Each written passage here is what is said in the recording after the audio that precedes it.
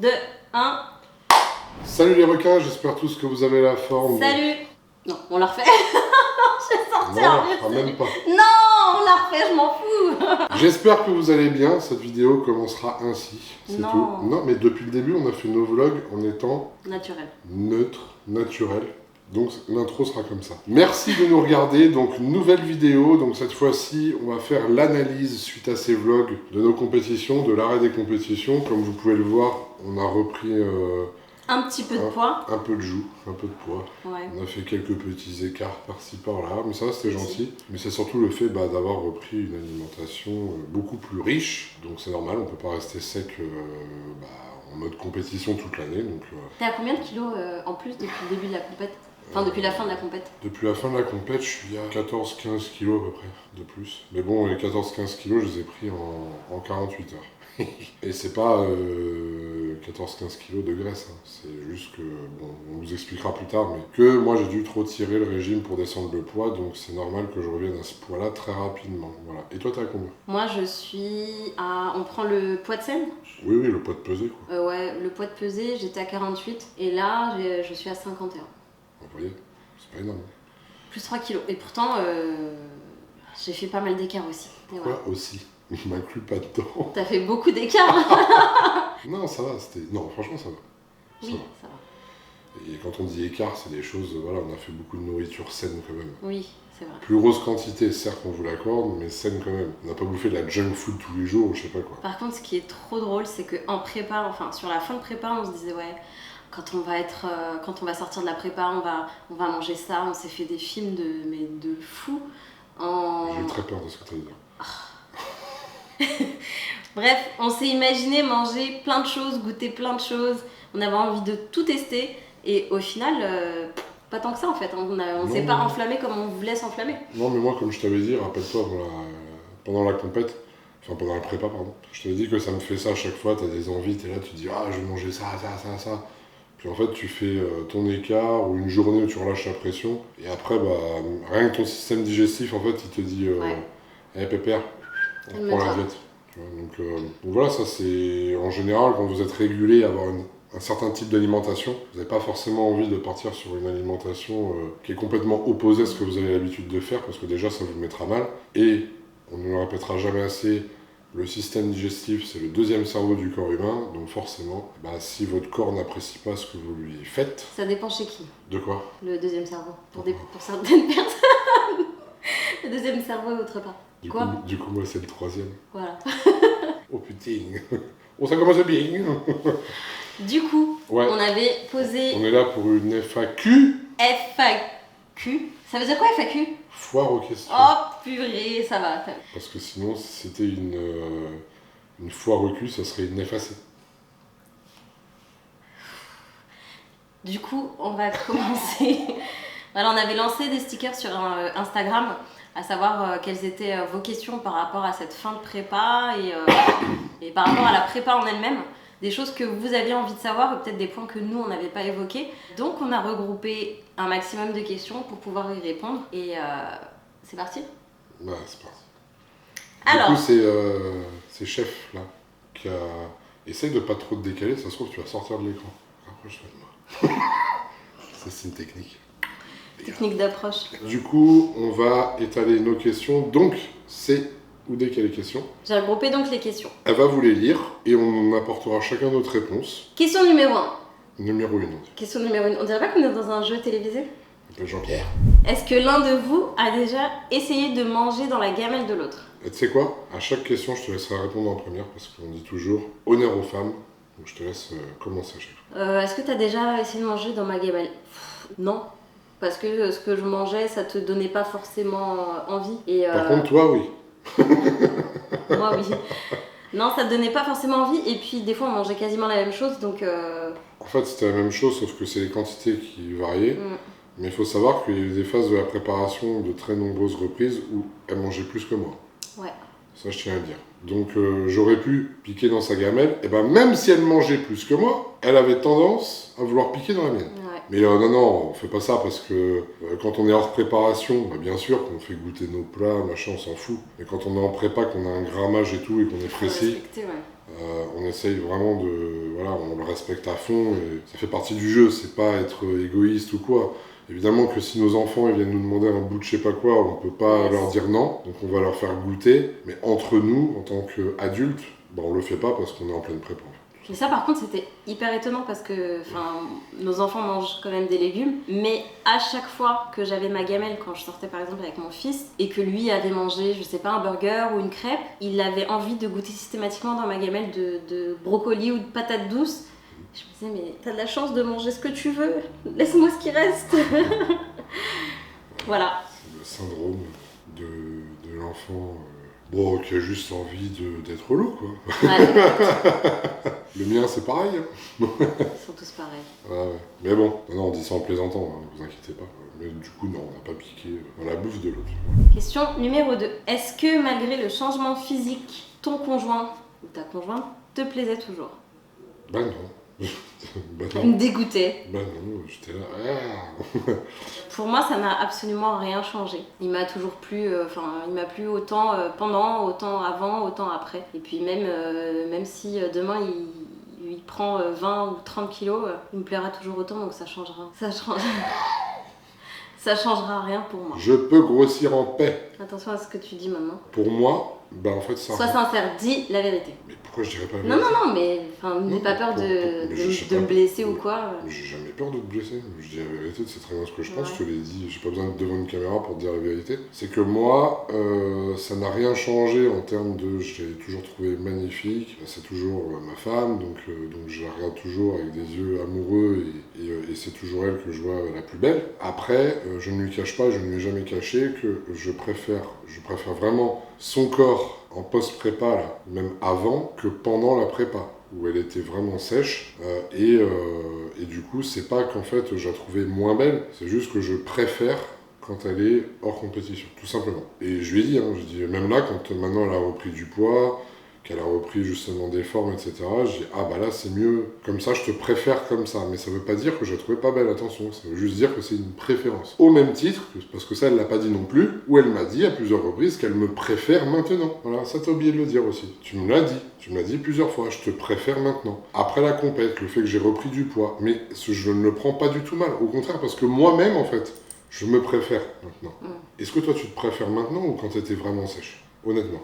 En fait, moi, ça me fait du bien d'avoir retrouvé des formes. En fait, j'adorais mon physique que j'avais sur scène et ce physique d'athlète, mais c'est pas mon physique normal, entre guillemets. Et là, d'être revenue dans mon corps de femme avec des formes de femme, ouais, ça fait du bien. Donc, je me sens mieux comme ça.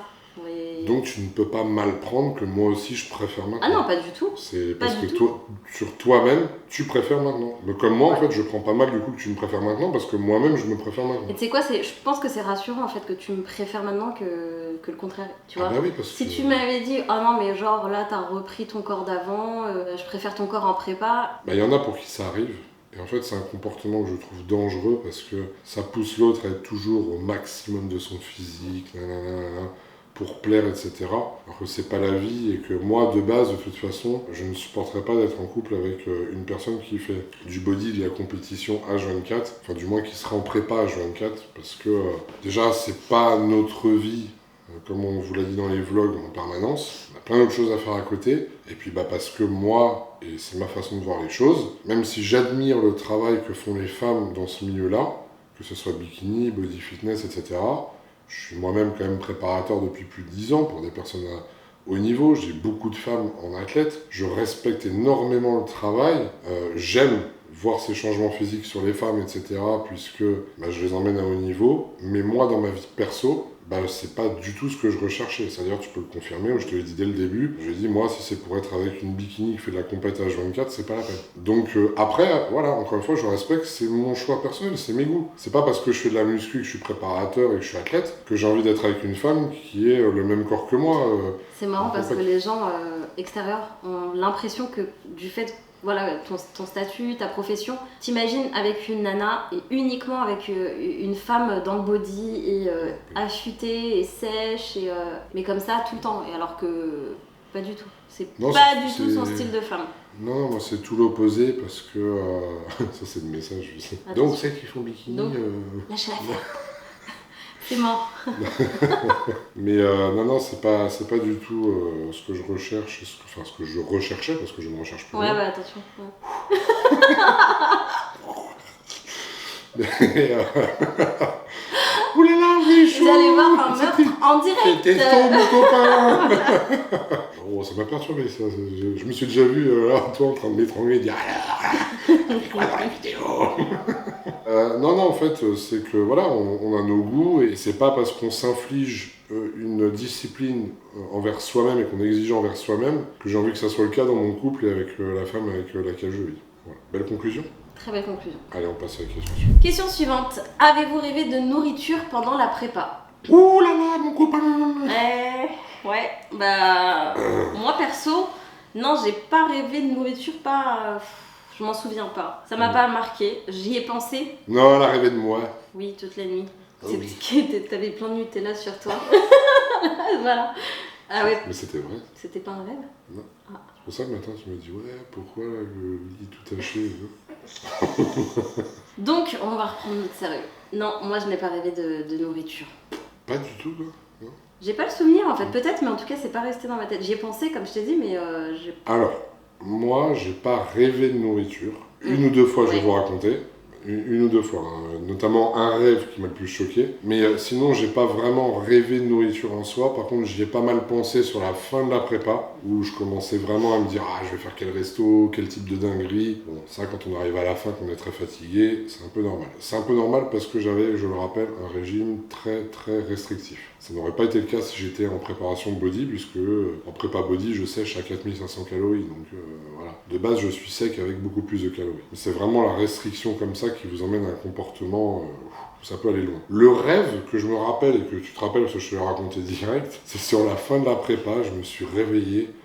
J'ai fait un rêve incroyable, je rêvais, et pourtant, croyez-moi que c'est de la malbouffe, que j'en mange quasiment jamais. Je ne sais pas pourquoi j'ai rêvé de ça, mais j'ai rêvé que je me faisais un énorme tacos. Il était blindé de fromage, de viande, machin, et il était vraiment gigantesque, et genre je mangeais ça. Voilà. C'est débile, hein. Ouais. Donc, j'ai fait un rêve comme ça. et puis, Après ça, il suffit que t'aies parlé de tacos dans la journée, c'est resté... mais j'en avais parlé en plus, même je regardais des vidéos de mecs sur YouTube qui mangeaient des gros tacos comme ça la veille, puis voilà, c'est tout.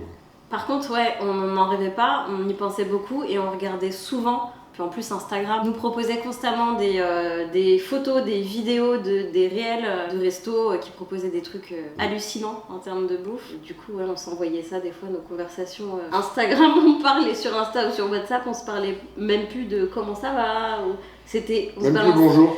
On se balançait des Moi je me réveillais vidéos. le matin, je me recevais des cookies sur la boîte Insta ou sur WhatsApp. Des cookies, voilà.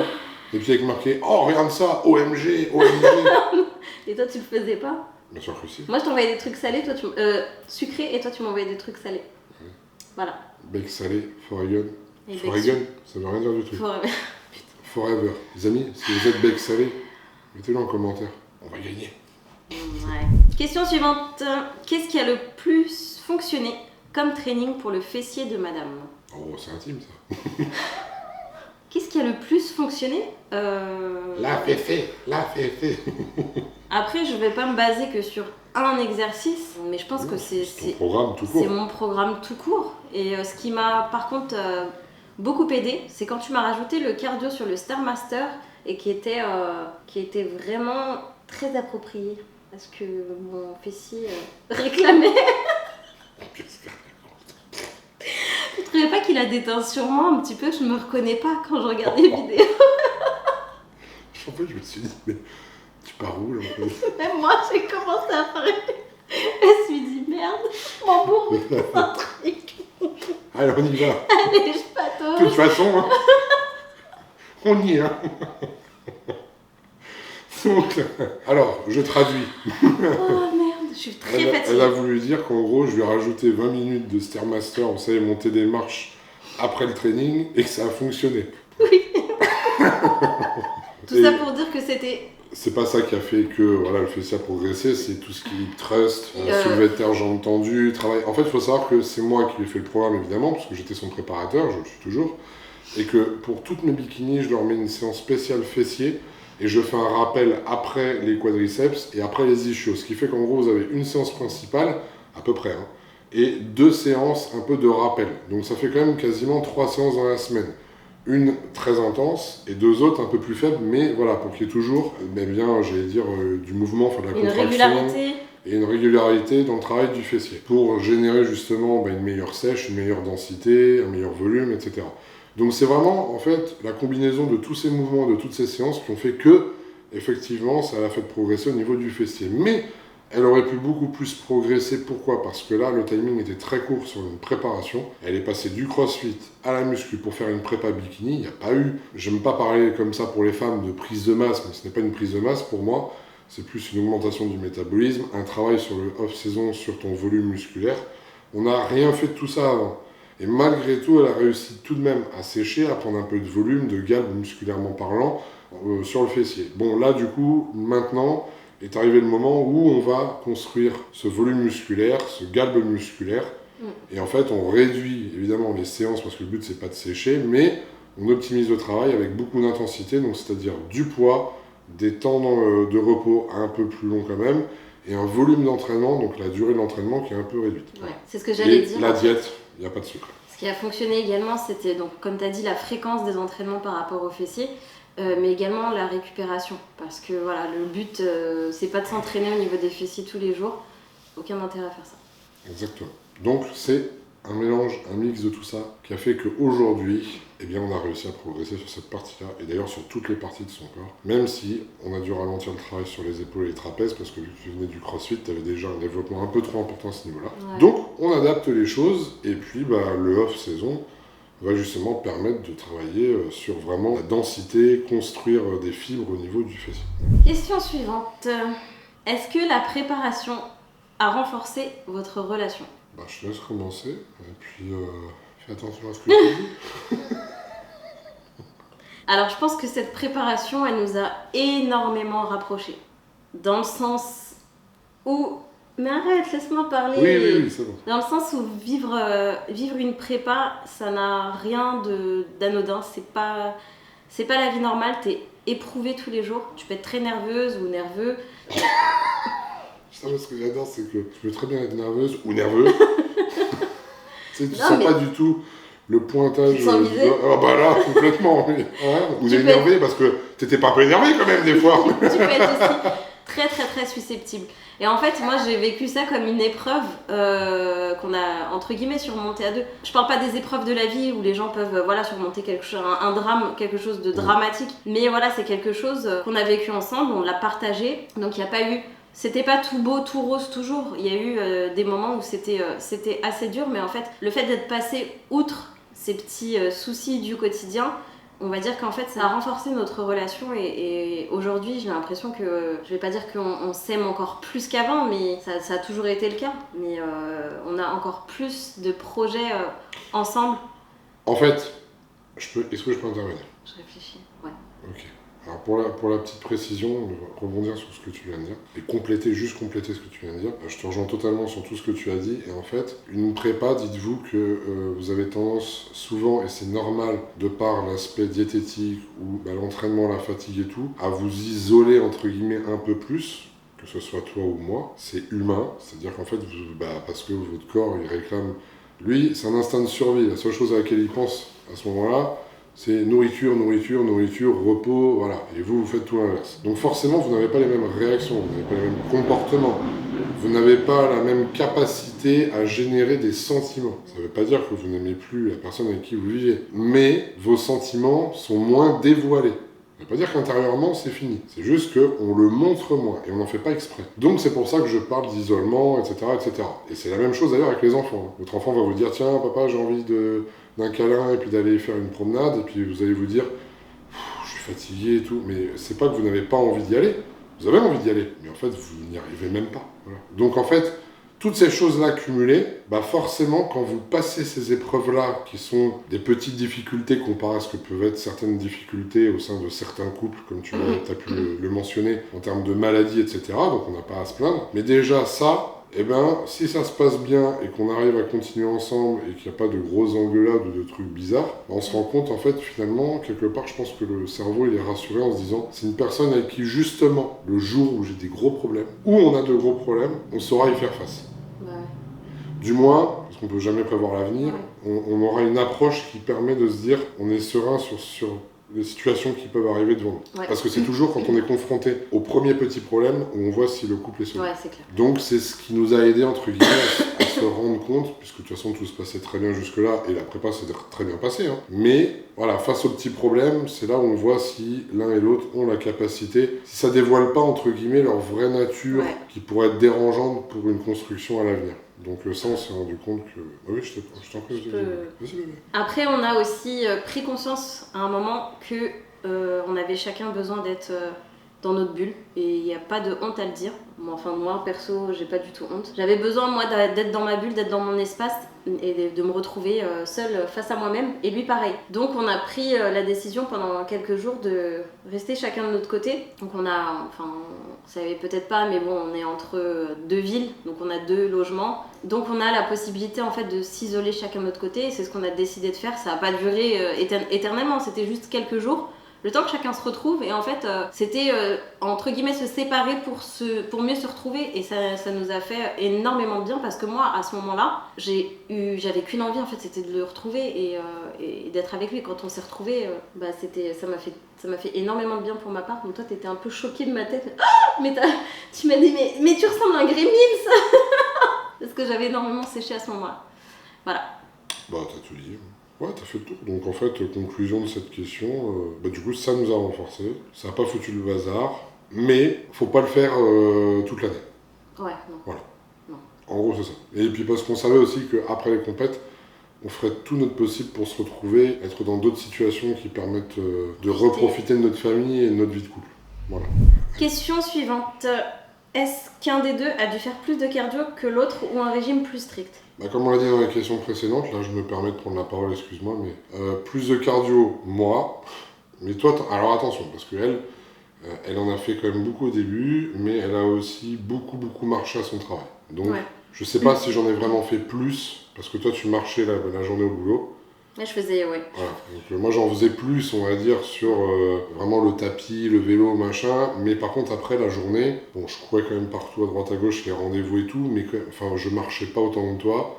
Et après, j'étais plus sur le PC, pour le travail, les coachings, etc. Donc l'un dans l'autre, je dirais, allez, tu sais quoi, presque kiff-kiff, mais peut-être je dirais quand même plus soudé. Voilà. Après, au niveau de la diète, moi au début, j'ai énormément serré. Ma diète était très serrée. Beaucoup plus que toi. Et à un moment, c'était Flo qui mangeait beaucoup moins que moi. Donc ça a été vraiment en fonction Elle, son métabolisme, il s'est bien activé une fois qu'il était parti. On a remonté les glucides, tout ça. Et puis c'est là où elle mangeait beaucoup plus que moi. Quand je dis beaucoup plus, pas en termes de protéines, mais vraiment de glucides. Mangeait plus de glucides que moi, et moi, plus l'échéance arrivait, et plus ça serrait, donc ça devenait assez compliqué, mais voilà. Après, la logique voudrait que moi, je sois élevé au niveau de la diète, mais comme je le répète, je peux être élevé pour sécher, hein, je sèche même avec 4000, 5000 calories par jour, mais en étant dans une caté poids lourd, avec un poids de corps aux alentours des entre 110 et 115 kilos. Voilà, mais pas... là, le but, c'était de descendre à 100 kilos, donc voilà pourquoi. Question suivante. Comment se passe le post-compète niveau alimentation pour vous? Alors, le post-compète, pour ma part, après la compétition, on a eu un bon repas post-compète. On s'est bien fait plaisir, tous les deux, en amoureux. C'était simple, hein, on avait envie de manger... On s'est fait un repas de Noël. Voilà, en post-compète. On a fait un plateau de charcutes, mais un truc vraiment simple en fait, hein, on n'a pas fait de dinguerie. Après le lendemain, on va dire que, pendant 2 jours, on s'est laissé un peu free, mais pas se gaver, juste en fait on se pose pas de questions. Si on a envie de manger un truc, on le mange et tranquille, on se prend pas trop la tête. Ouais, après on est tombé malade, donc on n'était pas en mode on fait des gamelles, on pèse et tout. Mais c'était vraiment 0 prise de tête. C'est ça. Le plus important, c'était de non pas être soit strict sur la bouffe, soit se péter le bide ou je sais pas quoi, mais ne plus avoir cette charge psychologique de se dire je dois peser, je dois faire ci, je dois faire ça. Donc c'était vraiment pour nous notre bien-être avant tout psychologique. Et puis en plus, comme tu as dit, on était malade et tout. Donc après, ça s'est régulé au bout de quelques jours, à peine. Ça s'est régulé, on a repris la diète, on n'avait même plus envie de faire un seul écart. Et puis là, on garde une routine où en gros, on a un fil conducteur. On tient la diète et puis on se fait un plaisir quand on a envie. Surtout le week-end, un petit resto, un truc comme ça. Et puis voilà. Et ça restera comme ça. C'est ça. Question suivante. Faut-il un nombre de training minimum pour être compétiteur ? En tant que préparateur, il y a toujours un minimum d'entraînement à faire. Donc au minimum, ça sera 4, 5, c'est très bien, quelle que soit la caté d'ailleurs. Le repos fait partie aussi de l'entraînement. Souvent, vous l'oubliez. Donc, il faut se laisser quelques jours de repos. Après, c'est sûr qu'en travaillant que 2 ou 3 fois par semaine, c'est un peu compliqué parce qu'on ne peut pas travailler toutes les fibres musculaires selon différents angles, etc. Donc, on y arrivera, mais on n'aura pas du tout le même physique que si on s'entraînait régulièrement. On n'aura pas les mêmes proportions musculaires, le même volume, la même densité, etc. que si on s'entraînait plus régulièrement. Oui, c'est vrai. Et là, il y a des cas spécifiques, comme avec Oudé, justement, où j'ai dû réduire les entraînements sur le haut du corps parce qu'il y avait déjà un déséquilibre trop fort entre justement son haut et son bas. Donc c'est pour ça qu'on en est arrivé là. Voilà, si tu as quelque chose à rajouter là-dessus. Non, bah t'as tout dit. Hein. C'est du cas par cas. Voilà. Ouais. Et de base, oui, l'entraînement régulièrement, c'est indispensable. Oui, et puis voilà, quand on a un objectif de compétition, il faut vraiment être assidu dans ces séances. Enfin, moi, c'est ce que je me disais quand j'étais en compète, il fallait vraiment que je sois assidue. Donc même si j'étais très fatiguée, Au moment où tu dis ça, très fatiguée, je me forçais à y aller et quitte à terminer ma séance en pleurant de fatigue, c'est même pas je pleurais de tristesse, mais de fatigue et de nerfs, et ben j'y allais. Alors que là, aujourd'hui, je suis pas en compétition, je me suis pas entraînée aujourd'hui, je me suis pas entraînée hier.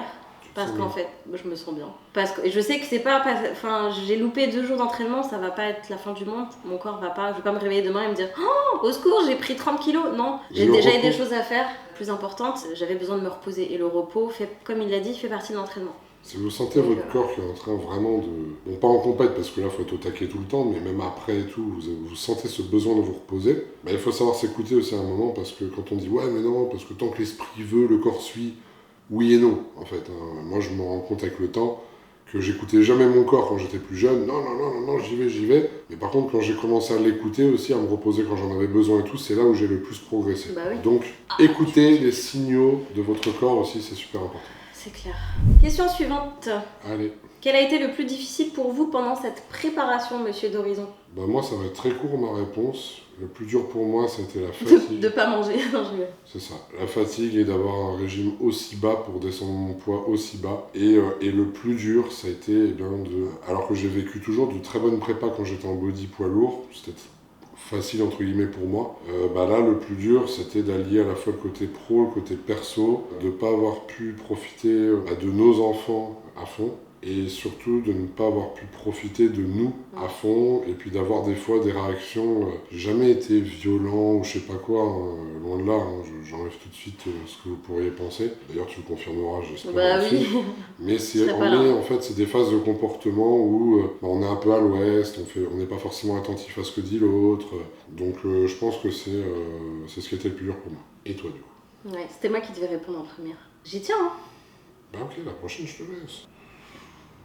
Pour moi, ce qui a été le plus difficile dans cette prépa, c'était la fatigue. C'était d'allier en fait la vie normale et la prépa. Parce que d'être dans cet état-là et à côté de ça, aller bosser, assurer pour les enfants, assurer pour l'entourage, assurer pour sa vie de couple, assurer pour sa vie de femme, assurer pour tout. Enfin, c'était psychologiquement et physiquement le plus dur pour moi. Ensuite, comment s'est passée votre sexualité pendant la prépa ? Mais je l'ai pris là, avec le gros gourdin là.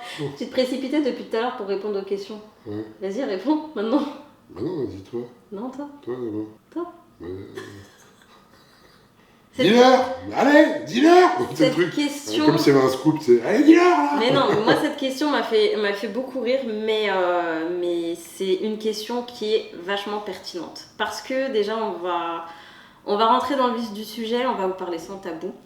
On va pas dévoiler non plus notre intimité quand même. C'est vrai qu'il y a des rumeurs, les gens pensent que quand un homme est en préparation, il n'a plus du tout de libido, c'est bien ça ? C'est ce qu'on dit par rapport aux hommes ? Plus de libido, alors tu as plusieurs rumeurs en fait. Plus de libido quand tu es en prépa, plus de libido si la personne prend des produits, ou alors inversement, si elle prend des produits, c'est un gros queutard, tu vois. T'entends en fait en gros de tout et de n'importe quoi. Mais principalement, par contre, ce qui ne bouge pas, c'est de dire que en préparation, les mecs, ils ont plus de libido. Les femmes aussi d'ailleurs. Ouais. Donc, pour notre cas ? Tu réponds.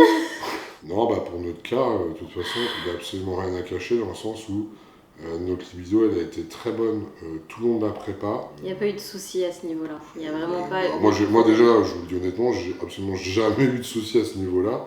Je comprends pas quand on me dit que les personnes. Non, mais dans le sens où je parle même aux mecs, tu vois. Quand on parle de prépa, à dire ouais, moi j'en connais beaucoup qui m'ont dit ouais, Flo, je comprends pas, j'ai plus de libido, là. En fait, il y a quelque chose qui est mal géré de votre côté. Donc je vous le dis en fait en tant qu'homme, parce que tu sais, ce qu'il faut que tu comprennes, c'est qu'un homme qui n'a plus de libido, attention, c'est très violent dans la tête. Tu vois, ça veut dire que tu perds, tu te sens moins viril, etc.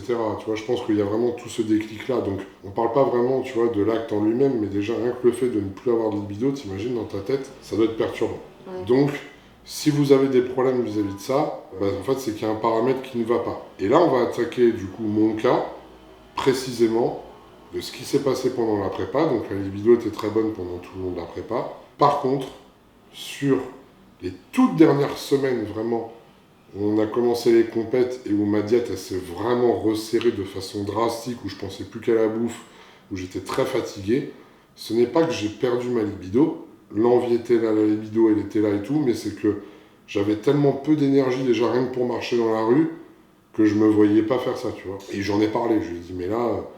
Et en fait, ça me perturbait parce que, par contre, voilà, moi j'avais vraiment de la libido. Mais en fait, ça m'a perturbé parce que j'étais arrivé dans un état justement que je n'avais jamais connu avant. Ouais. Et ça, c'est juste parce que justement, j'étais trop bas en apport calorique et que mon corps n'a pas supporté. Donc, l'instinct de survie, quand votre corps il est en récession comme ça, en mode, enfin tu vois, t'es vraiment dans le rouge, la première chose qu'il va faire ton corps, c'est de penser à survie, Bah oui. survie. Et survie, c'est quoi? Manger, dormir. manger, dormir. Le ça passe après. Donc c'est pour ça qu'il y a cette chute. Mais il n'y a pas eu de problème d'érection, ce genre de choses, tu vois. Ouais, ça n'a rien à voir. C'était une rumeur. Ça, c'est une rumeur à 2 balles. Enfin, à 2 balles, ça arrive à des gens. Oui. Mais si ça vous arrive, justement, c'est parce que il y a un paramètre qui est très mal géré. Et je parle de ça, surtout en plus chez les personnes qui me prennent des produits sur des préparations. Faites très attention à ça. La libido, c'est super important, même si vous êtes célibataire et compagnie, surtout chez un homme, où ta virilité, la confiance en toi, elle vient aussi de ton rapport, du rapport que tu peux avoir avec ta libido, et ce que tu es capable d'avoir en termes de libido. Voilà, je te le dis en tant qu'homme, et je pense qu'il y a beaucoup d'hommes.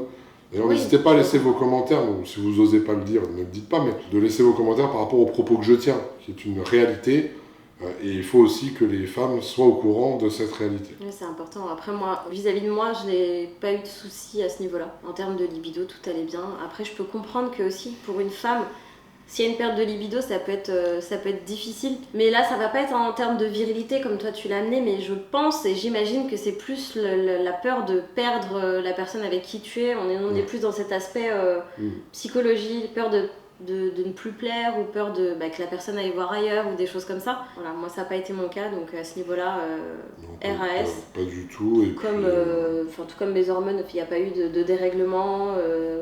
Je fais le lien avec tout ce qui est cycle, machin, et à ce niveau-là... Parce que chez les femmes, en fait, là où elles perdent leur libido, beaucoup de femmes perdent leur libido, sauf 95% de mes bikinis. Pourquoi? Parce qu'elle peut vous le dire, toutes mes bikinis, je leur garde des acides gras essentiels tout au long de la prépa, à quasiment tous les repas. Et ça, quand vous êtes en sèche, sachez une chose, c'est que les femmes n'ont pas forcément besoin de beaucoup de glucides, mais il ne faut jamais enlever les lipides. C'est ce qui fait que le système hormonal va fonctionner correctement. Et du coup, générer une bonne libido, ça, plus après, c'est l'état psychologique, il y a beaucoup de paramètres, et encore plus chez les femmes, où la tête joue encore plus sur votre sexualité, votre libido. Voilà. Donc en gros, pour conclure, ensemble, je dirais que nous, non, on n'a pas rencontré de problème, à part évidemment le fait que ça soit moins folklorique et compagnie qu'avant la prépa, parce qu'on avait plus de fatigue. Ouais, on allait un peu plus à l'essentiel là, pas de... Voilà, c'est l'essentiel. Mais c'est clair que après, nous, on a un couple, et puis tu veux qu'on soit honnête, on va être honnête. On a un couple où on a vraiment une très très bonne libido entre nous. Donc forcément, ça nous a fait bizarre quand moi m'est arrivé ces coups de fatigue. Mais c'est pas un drame, et Oudé l'a très bien compris. Moi, j'ai su lui expliquer, et puis elle a bien vu que dès que j'ai remangé, c'était vraiment ça le problème. N'est-ce pas? Pourquoi tu ris?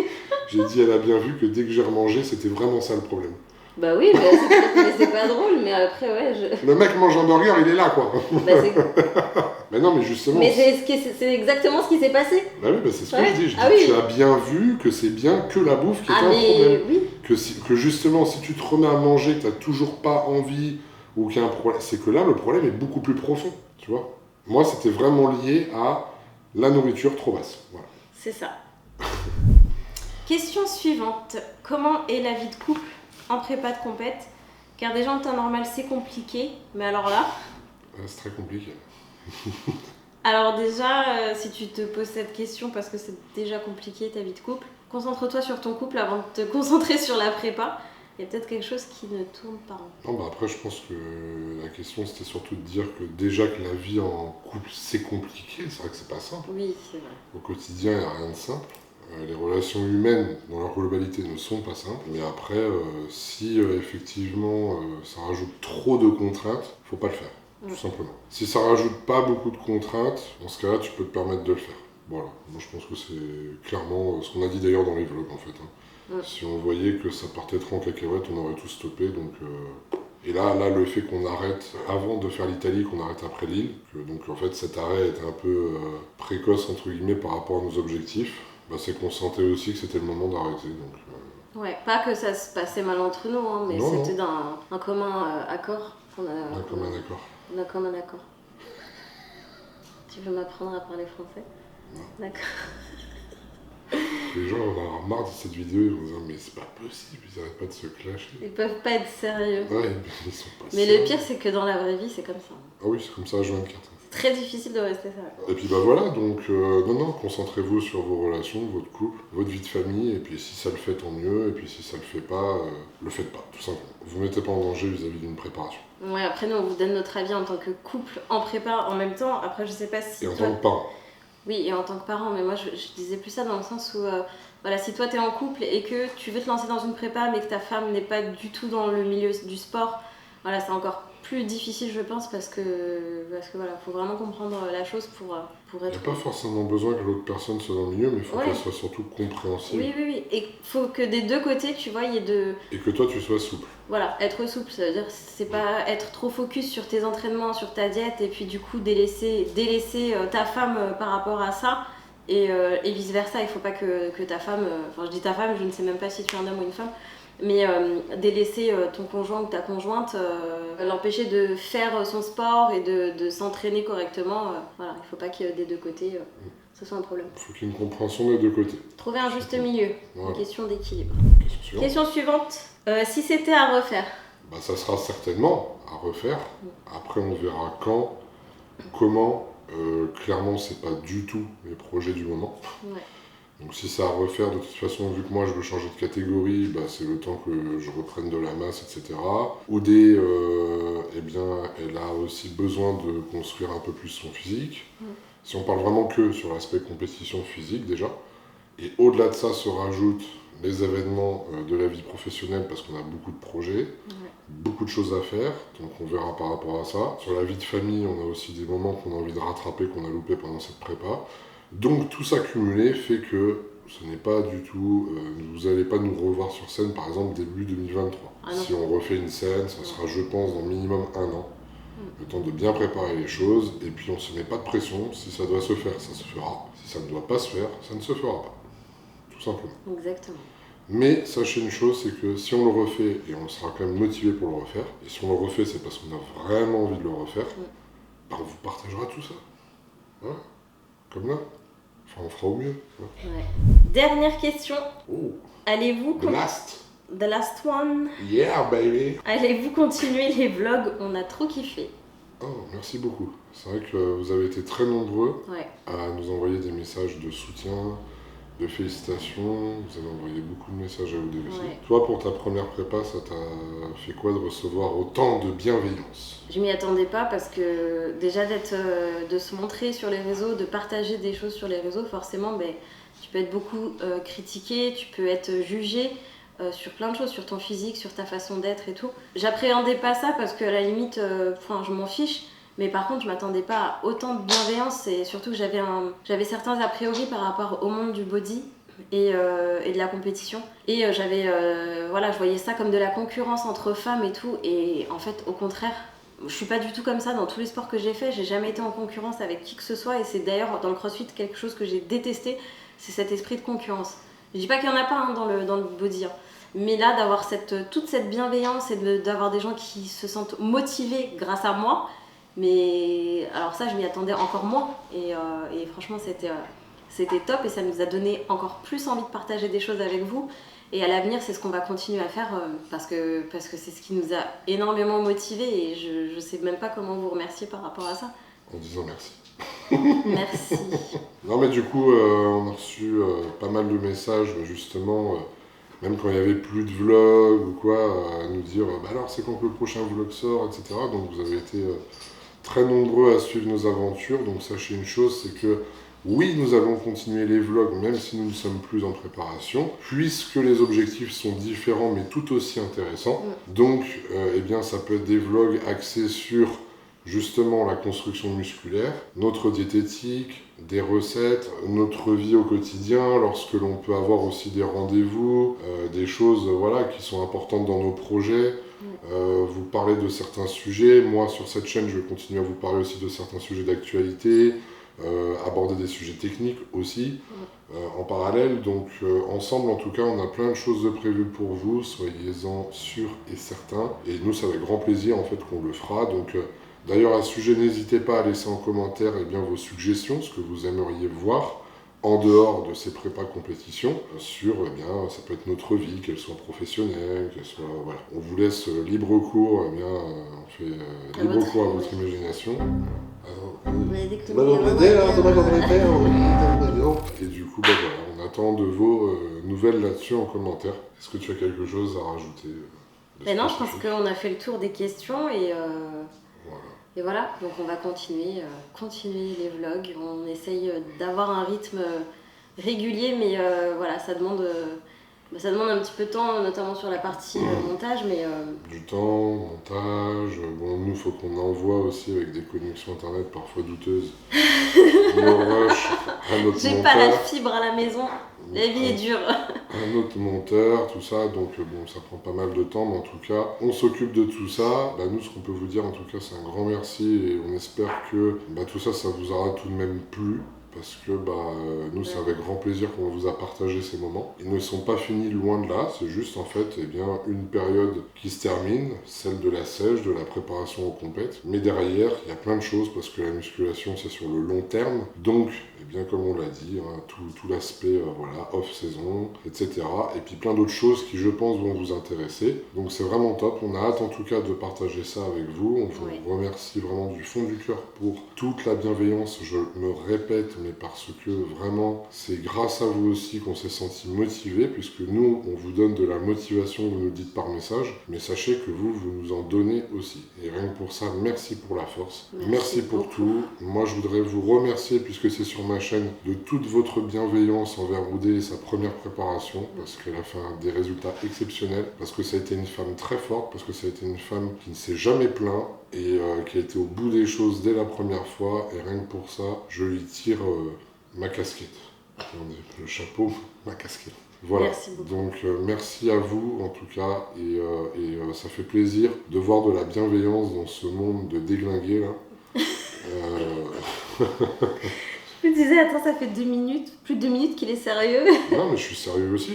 Ça fait du bien d'avoir de la bienveillance. Mais dans ce monde de déglingués. Et de ne pas avoir toujours des trucs négatifs, à dire ouais, de toute façon ça sert à rien, et c'est de la merde, et machin, et bidule. Non, au moins, voilà, même si vous n'êtes pas forcément de ce sport, de ce milieu, on a eu que des encouragements, ce genre de choses, donc un grand merci à vous. Voilà, en tout cas, on a hâte de vous retrouver pour les prochaines vidéos. On s'occupe d'en faire très rapidement pour vous, parce que vous le méritez, parce qu'on a envie de continuer rapidement et de rester dans le jus. Et puis, écoutez, en tout cas, si jamais vous souhaitez un coaching avec moi, même si là j'ai eu beaucoup de demandes et que les places sont tout de même limitées sur les suivis personnalisés, n'hésitez pas, c'est sur ironshark-coaching.fr que ça se passe. Et pour vos compléments que vous pouvez voir dans les vidéos, la crème de riz, le beurre de cacahuète, tous les compléments essentiels, GABA, vitamine C, etc., ISO, protéines, tout ce que vous voulez, c'est sur ironshark.fr.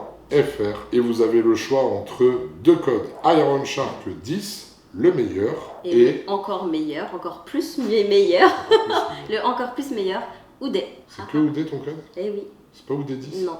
Que Oudé. Et ouais. Et tu l'écris comment? HOU2DAI. Voilà. Et comme ça, vous la soutiendrez. On verra selon la vidéo qui a utilisé le plus de fois le code. Ouais. Il y a débat. Donc les filles, si vous voulez supporter madame, c'est Oudé. Voilà. En tout cas, eh bien, à très vite. On vous souhaite un bon appétit, une bonne nuit, un bon entraînement, un bon cardio. Je ne sais pas à quel moment vous allez regarder cette vidéo. Mais en tout cas, plein de bonnes choses. Et puis, on se dit à très vite. À très vite. Ciao les requins. Ciao. Venez dans la boîte, Bourdé. Venez dans la boîte.